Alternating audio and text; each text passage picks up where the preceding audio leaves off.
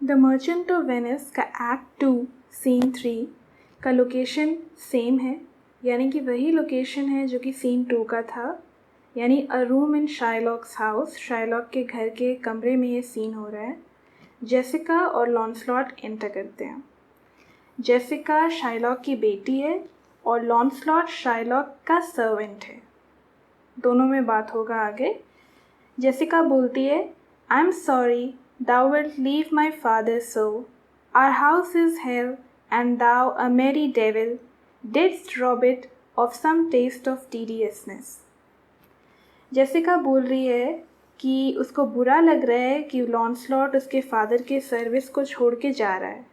लॉन्सलॉट इसके पहले हम लोग देखे हैं कि अपने न्यू मास्टर बेसानियो के पास जा रहा है, और शाइलॉक जो कि एक ज्यू है, उस लॉन्सलॉट पसंद नहीं करता है शाइलॉक को, और वो उसको छोड़ के जाना चाहता है।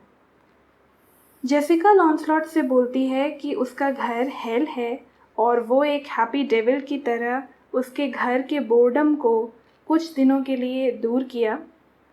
यहाँ पे टीडियसनेस का मतलब है boredom.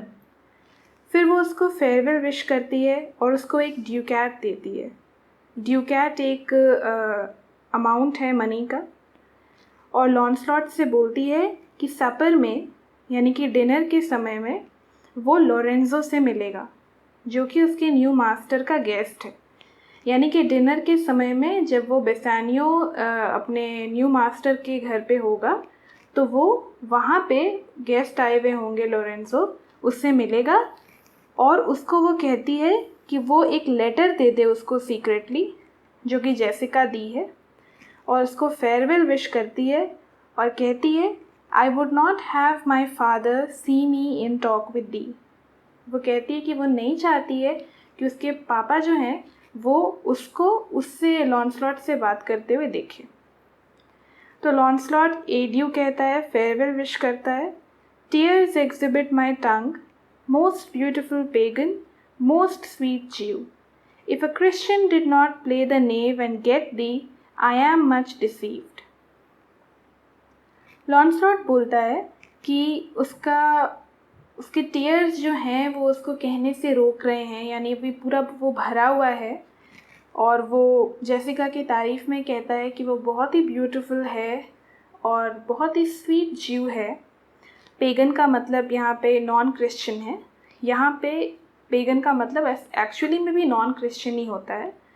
If a Christian did not play the knave and get दी, वो बोल रहा है कि उसको ऐसा लगता है, उसके मन की फीलिंग्स है ऐसी कि जेसिका का शादी जो है वो एक क्रिश्चियन से ही होगा, क्योंकि लॉन्सलॉट के नज़र में जेसिका बहुत ही अच्छी लड़की है मैनर्स से और बहुत ही ब्यूटीफुल है, तो वो एक क्रिश्चियन को डिज़र्व करती है।